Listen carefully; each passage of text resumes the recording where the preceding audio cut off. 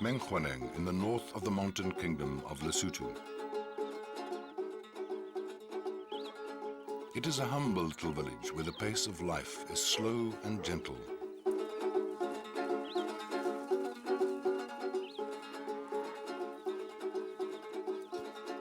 A boy born here just over 200 years ago was to become one of Africa's greatest statesmen, an innovative diplomat, a peacemaker, and a nation builder who stabilized South Africa during its most turbulent time. His name was Lepoko, but he became famous under another name.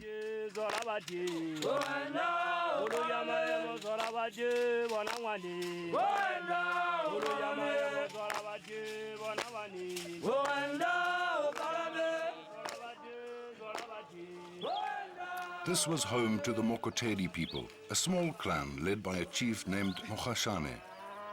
Lepoko, the boy born in 1786, was his son. That same year, the chief of another small clan, some 300 kilometers to the east, the Zulu, also had a son. His name was Shaka. These two boys would both change the course of history, but in completely different ways.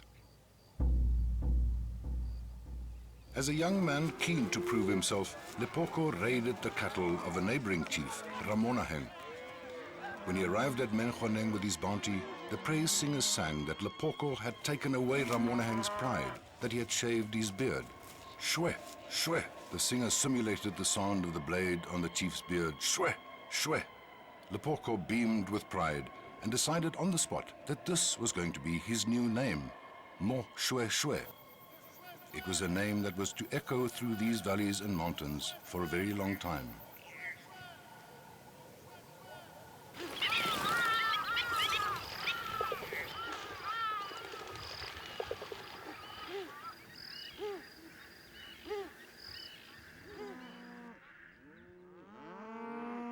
But he was a troubled young man, very ambitious and aggressive. This worried his grandfather, Preez, because Moshoeshoe was soon to take over the chieftaincy of the Bamokotedi. There was only one man who could help him, Preez decided, and that was Motlomi, the most famous chief, healer and philosopher of the subcontinent at the time. It was a meeting that changed the young man's life. At that time, Motlomi lived at Modilwe near Vicksburg, the present-day Vicksburg. It also appears that this was some sort of an academy, I suppose, without the formal buildings that we are used to. There were other young men who went for different reasons to see Motlomi. They went either to learn the science of rainmaking or to learn to be healers. And then there were those who went to become political philosophers. It's quite clear that Moshoeshoe remained with him for at least a number of weeks or months studying that philosophy. You hear that Motlomi took away from Moshoeshoe the arrogance, the fierce attitude, the intolerance. And when he got there to Motlomi, he asked, what's the medicine of ruling people with respect, love, and building rather than destroying and smashing people? Motlomi said, son, there's no medicine for that. The only medicine is love. And as a token of this, I give you this earring. And from now onwards, you will be called upon to rule men and be just in their decisions. The advice he gave him was that of a man having to be very diplomatic in life. Never use war to solve problems. Whatever you want to do, try to win the man that you want to talk to your side. Then you'll get what you want. Applying force will never gain anything. The first 30 years of Moshoeshoe's life were a carefree time. His clan was part of a great migration of Bantu-speaking farmers who had gradually moved into southern Africa during the previous millennium, finding only the aboriginal bushman hunters living there. Some of these farmer groups moved on the east coast of South Africa and became known as the Nguni, while the Bamokotedi were part of the central group referred to as Sotho speakers. They were organized in small, scattered chiefdoms, and for hundreds of years, nothing much changed. Their lives were only affected by the occasional quarrel between neighbors and by the abundance or absence of rain, because they mainly farmed cattle and planted sorghum. Yet despite their simple lifestyle, they had a complex judicial order and an intricate system of social customs. In 1820, Moshoeshoe and his followers among the Bamakotedi left Menkhoneng and trekked to the nearby Butabuti, where Moshoeshoe built his village on top of this plateau. Moshoeshoe's life as a chief had begun.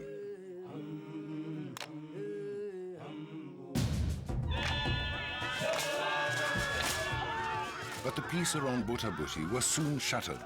Social upheavals along the east coast, persistent droughts, and the military conquests of Nguni chiefs, such as Dingizwayo and Shaka, caused uprooted peoples to cross the Drakensberg onto the Highveld, uprooting still others as they went along.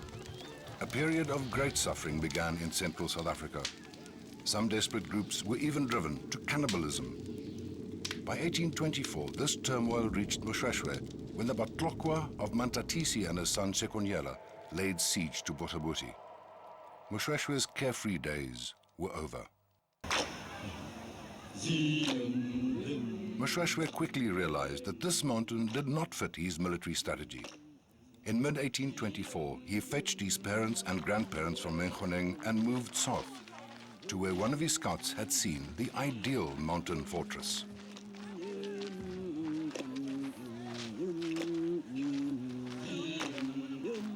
After a long walk over the foothills of the Malutis, the Bamakotedi reached this flat-topped mountain. It was all they had hoped for. They called it Thaba Bosiu, the mountain at night, because in darkness it appeared even bigger and more impenetrable.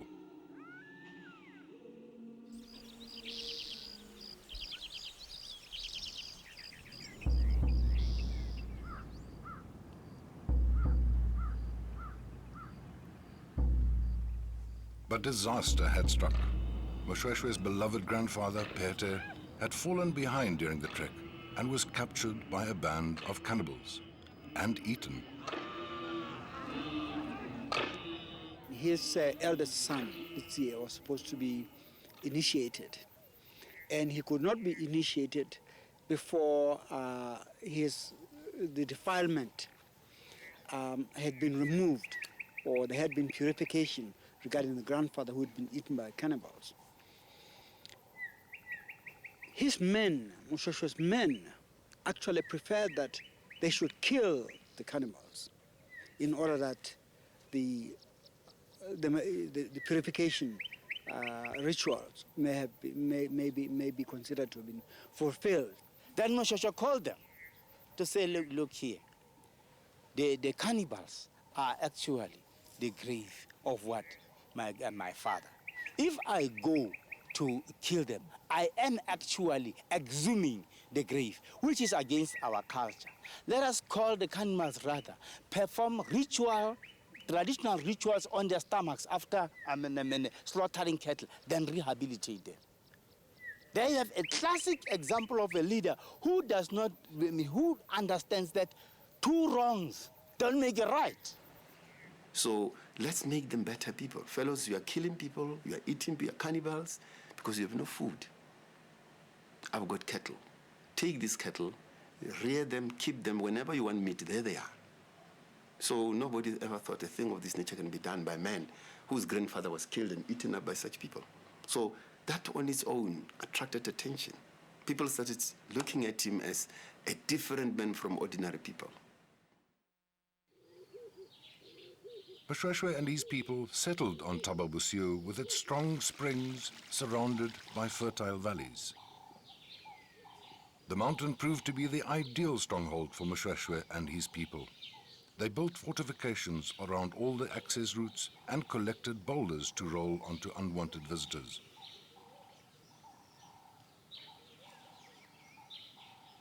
This is the house where the great King Moshoeshoe lived and where he actually died, according to what people say. Apart from the main pass to the top of the mountain, the Khubedu Pass, there were only 5 other routes onto the mountain. This is the second most important pass at Moshoeshoe. It's called Maebeng in Sesotho, the Pass of the Doves. It's much easier than the Gwedu Pass. I think this is where they actually brought up the cattle, because the cattle kraal is just very near here. Each friendly visitor to Moshoeshoe had to add a stone to this heap at the top of Gwedu Pass to declare his respect and peaceful intentions. Moshoeshoe established a new political culture on Moshoeshoe. Some call him the first African Democrat. This is in Lesotho called the Khotla, or the court. He never made a decision on his own. He always called his councillors, this kind of parliament. If Moshoeshoe was not a Mosotho, he would historically be referred to as the father of democracy. Tot in daardie stadium was die leierskap van die swart leiers op vrees gebaseer. Hoe harder jy vrees kan inboesem, hoe meer mense jy kan doodmaak, hoe sterker leier is jy in hulle oë. En skielik kom Moshoeshoe met 'n totaal ander begrip. 'n Begrip wat basies op die volgende neergekom het. Ons hou pietsoes. En vir die eerste keer kom al die volkere wat ondergeskik aan hom is, die leiers met hulle manlike onderdane, en vir 'n dag of 2, 3 kom sit hulle en gesels met die opperhoof. So the people were gathered around here. Whatever would be passed by the people, then it would be passed as a law. But if the people rejected, he did not regard himself as God Almighty. He regarded himself as a human being with subjects, some of whom were as clever as he was. So he was very, very democratic. And here was his platform, called Sethala in Lesotho. The Western people copied from him this type of government. In a sea of conflict and human suffering, Moshoeshoe became an island of stability and prosperity. Unlike other leaders of the time, Moshoeshoe did not respond violently to other groups' aggression. Instead, he gathered the wanderers and fleeing groups under his leadership and started to assemble a new nation he called the Basotho. He was the original nation builder. What Moshoeshoe seemed to have specialized in is not chasing people away or even chasing those who are ahead of them. It was basically to make them feel, to attract them, to make them feel that, yes, you could come here. This is why he was called Paru et Ilele Tilele. That means the long cave into which all nations move in. And once they were in, he was very careful not to do anything that might scatter them. He kept them inside. He allowed those who came as groups, as big groups, to keep their cultures if the culture was different, keep the language if the language was different, and so forth and so on. Vir die eerste keer in die geskiedenis begin hy klein groepies mense onder hom verenig. Die geskiedenis van die Matabele, die geskiedenis van die Zulu, die geskiedenis van sekere stamme van die Xhosa is juist die teenoorgestelde. Veg, maak dood, stry uitmekaar uit vlug. Hy maak by mekaar.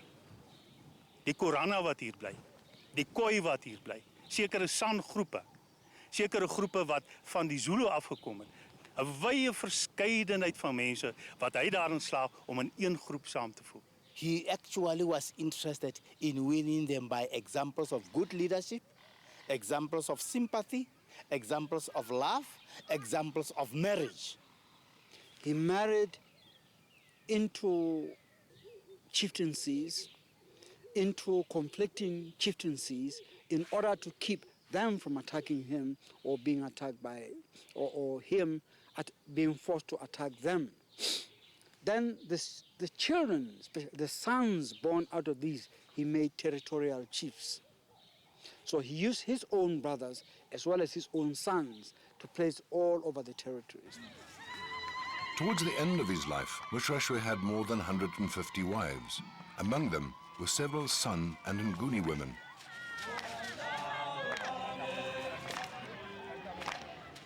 One of the other ways was to engage heavily in cattle raiding. Cattle raiding was an aspect of war. It was not stealing cattle, as it was understood in his own times. It was being done all over. It was a way of waging cattle. But he brought his cattle in order to create cattle wealth, which once it was inside his chiefdom or kingdom, as it eventually came to be, he would then parcel out to different people within the country who would be his bahlanka, his own clientele, people who were devoted to him, people who he wanted to entice. He wanted commitment from them. And of course, in the areas where they would be able to monitor all sort of situations for him. It was one of his ways of making sure that they're kept inside. As Moshoeshoe grew in stature and in wealth, he became more of a target to other ambitious chiefs aspiring to dominate the area. Sekonyela of the neighboring Batlokwa was constantly harassing him, and two Nguni groups, the Ngwane of Matiwane and the Ndebele of Mzilikazi, viciously attacked Busiu.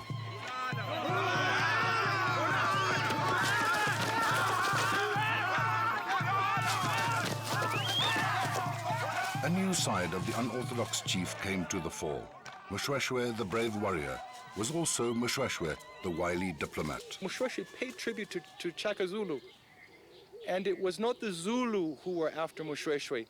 It was more minor formations of the Nguni who were either running away from Shaka or whatever. They were Moshoeshoe's enemies, and he perceived that there was a much stronger force in Natal, and if he paid tribute to those people, they would protect him. Shaka, I'm your man. Whatever you want from me, I give you. But Madiwan is a problem to me. He blocks my way before I can reach you. Is there no way in which you can continue to maintain our friendship by removing this obstacle that blocks me from honoring things that I should actually honor to you? Oh, Shaka got excited and went for Madiwan. He ran away. Moshoeshoe maintained the friendship with Shaka. Madiwan wasn't a problem. Then the Belas were here. They invaded Moshoeshoe. Moshoeshoe defeated them. And after defeating them, he said, look, I suppose that hunger brought you here. Here is a man head of cattle. Go in peace. See that, and stop thinking of war. Mzilikazi, the most feared marauder during those times, Mzilikazi came to attack the fellow. He blocked the way from Mzilikazi. All what Mzilikazi did could not help him reach Moshoeshoe where he was. So as he went back, he followed the man.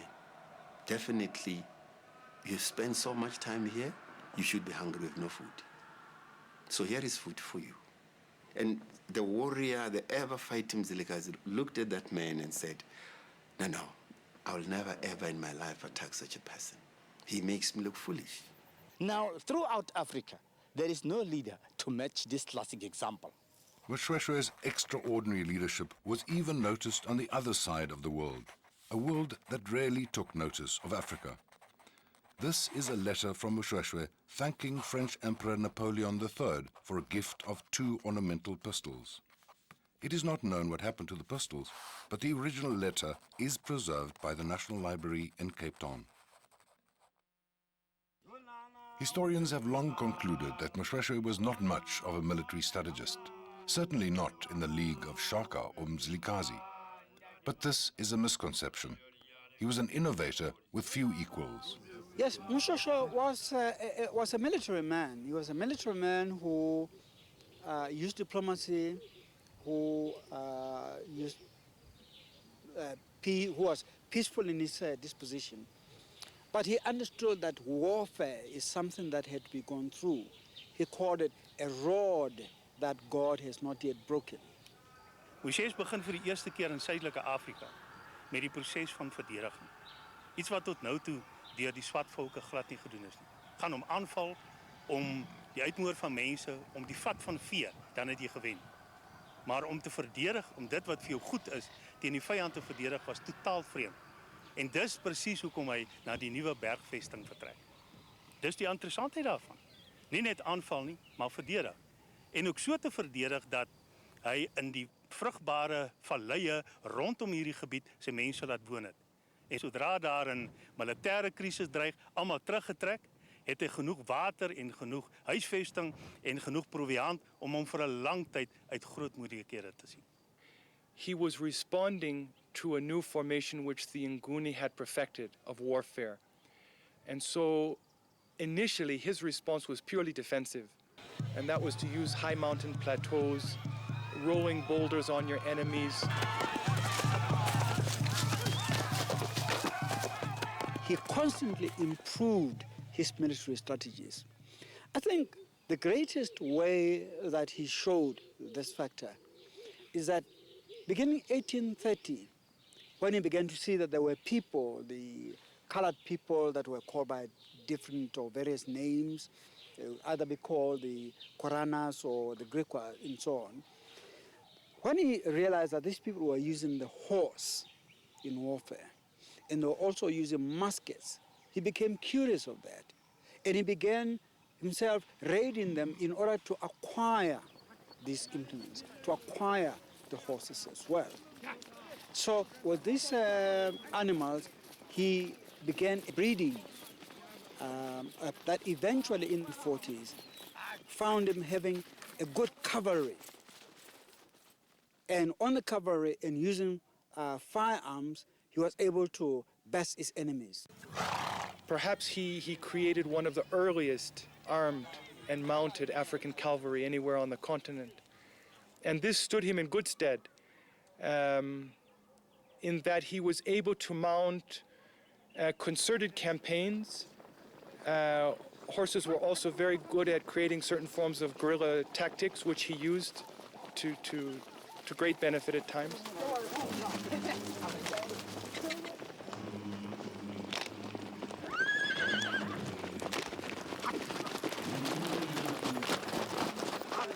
In 1832, a Griqua hunter named Adam Krotz visited Thaba-Bosiu. He told Moshoeshoe that the areas further west and south where white missionaries were stationed did not have as many problems with marauders. Moshoeshoe was intrigued. Perhaps these white people could be useful to him. Buy me a few of these missionaries, he said to Krotz, giving him 200 head of cattle. The cattle were stolen on the way, but when the French missionaries Eugene Casalis and Thomas Abusey heard of Moshoeshoe's request, they decided to join him. It was a decision that had far-reaching consequences for Moshoeshoe and his people. You know, when one looks back and asks why did Moshoeshoe want missionaries, people usually look at philosophical or theological reasons for this. But in fact, Moshoeshoe was looking for very practical support, because once he had been able to weather the storm which had erupted from the east, he was now faced with new forces from the west, the Griqua, the Korana, and other people who were coming with horses and guns, which he was not familiar with, and he needed some way of defending himself against this new force. And Adam Krotz made him aware that in other communities where the missionaries had settled, those marauders would no longer have the freedom to attack as they had before, either out of respect or out of fear. And so Moshoeshoe was very clear that he needed these people to serve as a buffer. And this is why they were placed here at Morija, because the marauders were coming from the southwest, and he placed the missionaries between himself and those marauding peoples.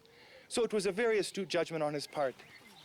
Moshoeshoe het agtergekom dat daar blankes, trekkers besig was om in sy gebied in te beweeg.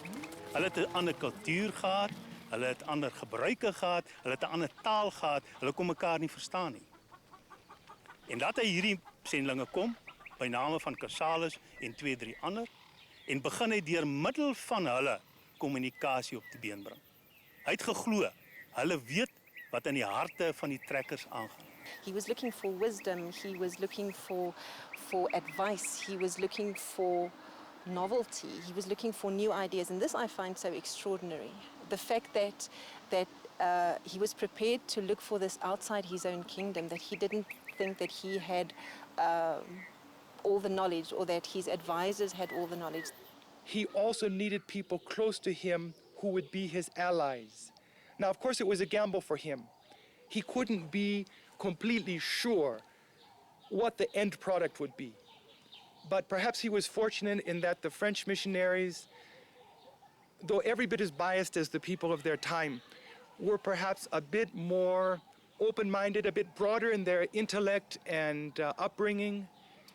And though the missionaries were only the age of Moshoeshoe's children, yet he treated them with great deference, or shall I say, he was very open-minded about the kind of partnership that might emerge.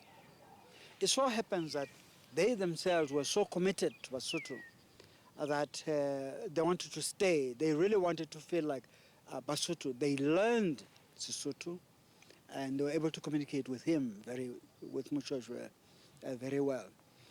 Now, what happened was precisely what he had thought of. These people were able to make liaisons, to be able to communicate with him, to communicate for him to the white people who were around, whether it was the British or other missionaries. They were able to do this. In the case of one, at least Cazalis, he's even gone down to history as being something like his foreign minister. Cazalis was firstly Moshoeshoe's great friend, but in some circles he was also known as his officious Minister of External Affairs, whereas Albuse was his travel companion. Eugene Cazalis, who was the head of the French missionaries, perhaps from his side also must be recognized as a very astute person who quickly grasped that Moshoeshoe was no ordinary leader. And the bond between those two was somehow quite unique.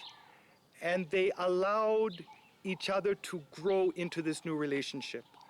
And unlike in other Southern African kingdoms where the missionaries consciously came in to undermine the political order, Cazalis saw himself and his colleagues as co-nation builders with Moshoeshoe, such that by the end of Moshoeshoe's life, it would be true to say that the missionaries had become a pillar of Sotho society. Moshoeshoe and his friend Cazalis had many long discussions about theology. The king admired much about the new religion and what it offered his people, but he wasn't entirely convinced that it was superior to his own people's spirituality. We can say that African leaders took very different perspectives on Christianity. Some, like Chief Khama, kind of swallowed the whole thing, lock, stock, and barrel. Others, like Mzilikazi and others, were very, very wary. Moshoeshoe was that very interesting intermediate position. He was indeed fascinated by the teachings of the missionaries and constantly encouraged his people to be patient. He listened to all the new ideas. He came to church. He sat through these very, very long sermons because they were only allowed to preach and do their converting on Sunday. So they absolutely made use of this, and they went on for hours and hours and hours. And Moshoeshoe listened to this religiously, but he never converted. Moshoeshoe tells his people, in the same way that you look at this egg and you cannot imagine how a chicken evolves inside this egg. He said, we watch the mother sit on that egg and something wonderful happens. He said, in the same way you must sit on the teachings of the missionaries, and with time we will see if we gain a similar type of blessing from this. And I think what he told his people is actually what he himself did throughout his whole life. He tried to understand and digest this new outlook, which encompassed many things. Because Christianity, when it came here, it came as a package with literacy and books and new technologies and so forth. So Moshoeshoe kind of sat and tried to see if this whole product would give birth to something meaningful for his people. And of course it did, but it had to be amalgamated bit by bit. It couldn't be swallowed whole. And the interesting thing is that towards the end of his life, Catholic influence was becoming very strong in Lesotho as well. So there was actually a lot of competition for the soul of Moshoeshoe. And some of his biographers think that it's just one of the supremely elegant gestures, so characteristic of Moshoeshoe, that he died 2 days before he promised that he would convert either to the one or to the other side. There are stories that he arranged for his own baptism shortly before his death. And some people say that this is just, what would one say, the weakness of a dying man. But I think if one puts it within the larger context, there may have still been something genuine there. If we remember that the day he was to have been baptized, other great Basotho were being baptized on the same day, including the prophetess Mansupa. The great prophetess Mansupa was baptized on that very same day.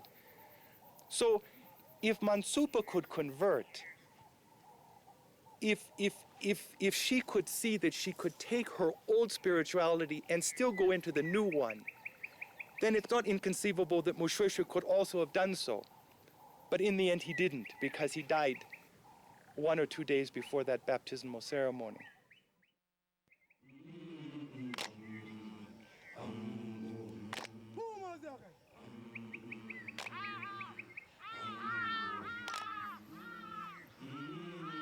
The missionaries were the first white people Moshoeshoe had come into contact with. But after 1835, many more were to follow, posing a much more formidable threat to his fledgling kingdom than his black enemies. Afrikaner track Boers in the Eastern Cape, who became restless after conflict with the British and the Xhosa, started to move into the areas under Moshoeshoe's jurisdiction. They went looking for new land Moshoeshoe's Basotho believed belonged to them.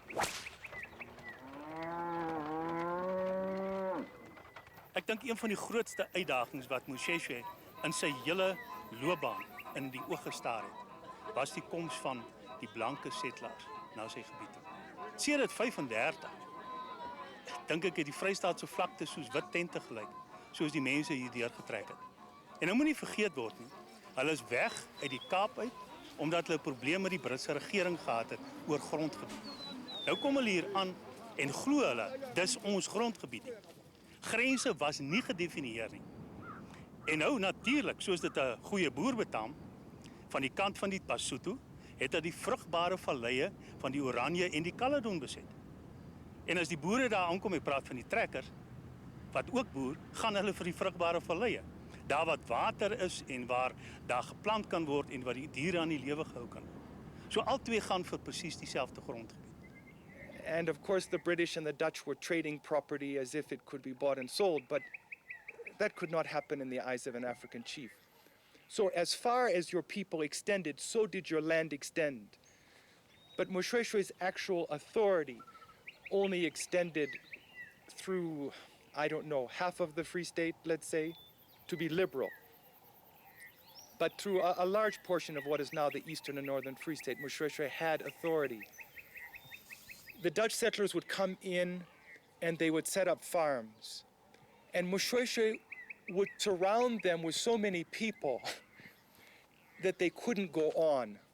And this is what frustrated the Free State in the 1860s so much, was that they tried to keep pressing in, and he with equal or even greater force kept pressing out, and incrementally took more and more territory to the point that they felt that they had to fight him. Rather than fight the Boers, Moshoeshoe requested the British colonial authorities in the Cape to come to his assistance. The British annexed the land between the Orange and the Vaal rivers and drew new boundaries that gave the Boers large chunks of Moshoeshoe's land.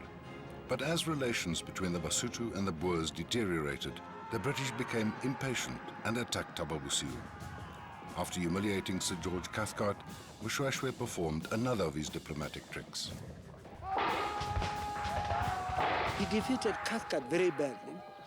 He went away, but Moshoeshoe realized that if these people redoubled, if they came back, they might beat him up badly. So he decided that they were all going to write a letter, send it to him, basically saying, well, you have beaten us, you have taken many of our cattle, and please leave us alone. Or may it be that you have whipped us, it is enough. These are indications of how he could deal with people in diplomacy. Cathcart kry 'n liderlike pak op militêre gebied. En as hy terugtrek, stuur Moshoeshoe al die vee agter hom aan en vra mooi om verskoning en ek haal hom nou aan. Moet asseblief nie my mense verder straf nie. Die oorwinning lê nie in die militêre nie. Die oorwinning lê in die vrede. In 1854, the Afrikaners declared the area between the Culloden and the Vaal rivers the Republic of the Orange Free State.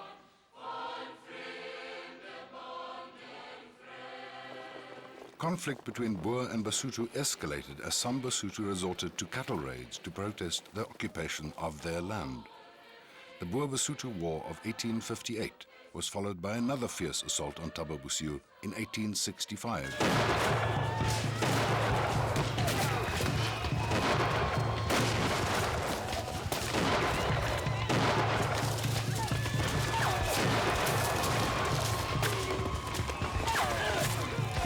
Free State commander, the legendary Laubscher, confidently progressed halfway up Thaba Bosiu's Gubedu Pass. Behind that bush there, he climbed with a ladder. Well, he was a very, very, very hefty man.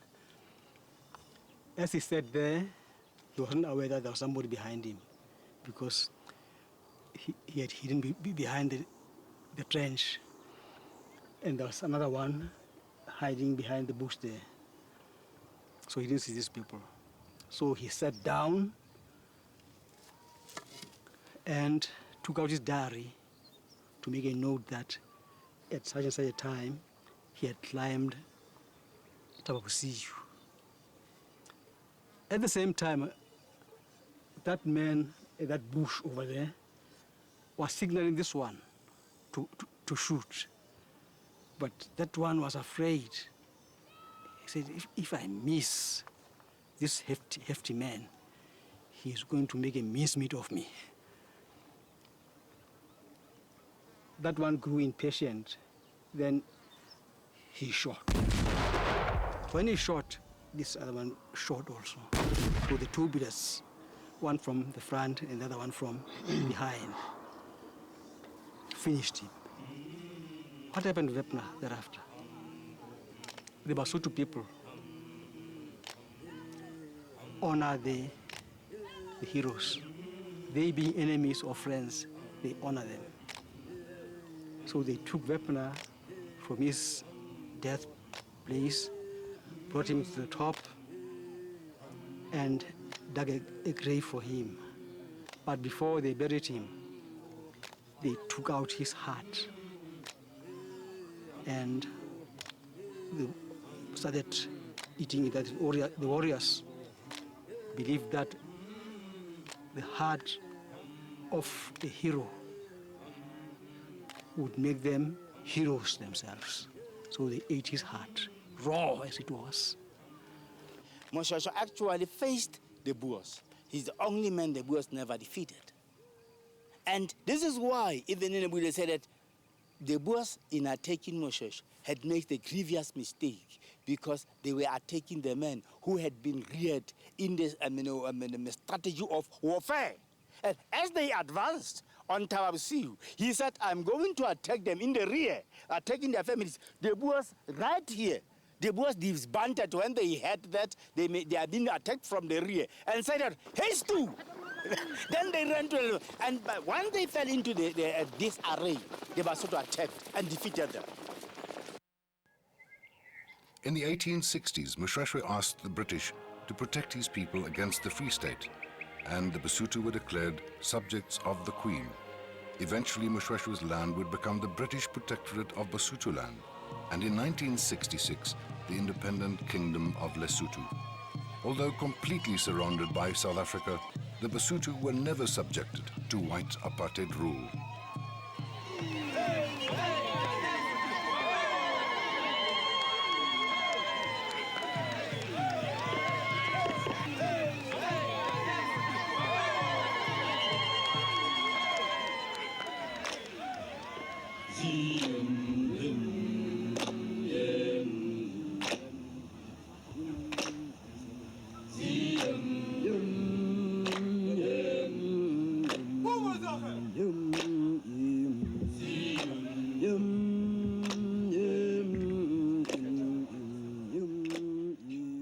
Moshoeshoe died on Thaba Bosiu on 11 March 1870 at the age of 84. Most history writers have preferred to glorify those South African leaders who were conquerors or warlords, and in the minds of many, Moshoeshoe became a minor figure. But to those who know his life story and recognize his genius, he still serves as an example of true African leadership. I think one of the things that we can benefit a great deal from in looking at him is in the fact that, yes, you can keep your culture, but you cannot divorce yourself from modernity and modernizing forces. And the issue of how do you harness the two. Moshoeshoe is a man who, on state occasions, when he went to church, would dress in a deep blue suit. In other days, he dressed in his loincloth. This is symbolic. It shows a man who knew a place for everything. You cannot kick modernity in the teeth. We are on it. Globalization is something that we cannot avoid. But like the Japanese, we can still preserve our own cultures, but preserve that which helps us grow more than that which helps us to die spiritually or in our Ubuntu, as we say. Moshoeshoe taught them to respect each other. He taught them to respect their values and cultures. Culture is the bedrock of any development, be it economic development, social development, or whatever development. People have to have a sense of what they are and how they are before they can move forward and interact with others. 94 word dit die reënboognasie. En as historikus kan ek nou nie anders as om terug te dink aan die rol wat Moshoeshoe 'n eeu en 'n half voor hierdie proses gespeel het nie. Hy bring rustigheid in 'n landgebied wat geken is deur moorde, deur dood, deur hartseer, deur hongersnood, deur mense wat gewoon moes afstand doen van alles wat hulle gehad het. Hy kom maak hulle bymekaar. Hy vestig 'n nuwe volk. Hy vestig 'n nuwe kultuur. Hy vestig 'n proses van kom ons werk saam. President Nelson Mandela himself, everything he's doing where statesmanship is concerned, he seems to be echoing what Moshoeshoe used to do. Let's give a practical example. When he actually left prison, he went to see the wife of a former Prime Minister, Dr. Vervoet, Betsy again, saying, me is to extend a hand of what? Of friendship, because revenge will never better me.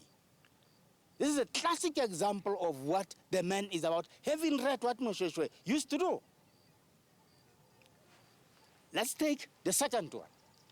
Here is the Western world that was saying, look, President Mandela, you may not embrace Gaddafi because Gaddafi is a known terrorist.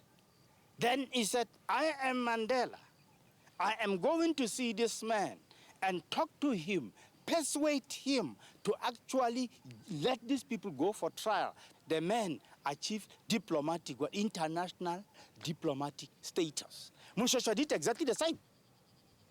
One needs to look at his particular attribute or his particular talent of diplomacy. I mean, diplomacy does not mean weakness, but diplomacy can be a tool which can be exercised with some sense of authority and strength. So, I mean, in relation to his contemporaries in the region during his own lifetime, it was not a sign of weakness on his part, but it was a sign of strength. He was speaking from a very solid moral high ground. So these other countries of Africa, I would advise them, do that which Moshoeshoe did. You spend more time fighting amongst yourselves, and you aren't solving a problem. So South Africa is a big task to overcome if they wish to make everybody in Africa come to one point and work as a team. Because those fellows themselves have no brains that Moshoeshoe had to say, how do we solve this without getting into a war? They don't do it. Now, as Africa talks of a renaissance, it's good to look back at people like Moshoeshoe who struggled in an earlier era who were able to combine and seek that positive synergy which would bring worlds together rather than dividing them. And I think Pan-Africanists take hope from people like Moshoeshoe in that he tried to dictate the terms of this synthesis. But the synthesis was inevitable, and we have to make the best of it now. There's no alternative for us. A new post-apartheid society is being built in the 21st century. The challenge is similar to that faced by Moshoeshoe 150 years ago. Now, we already benefit from his legacy. The people of the Free State share a tradition of moderation and reconciliation, rather than one of aggression and domination. But our challenge is to take this legacy further, to forge a new society in which different cultural, language and racial groups, Basotho, Afrikaners, others, will truly feel at home and live together in peace. We can draw as a people, African people, we can draw a lot from what he stood for, what he was, and bring it to life within this new modern context.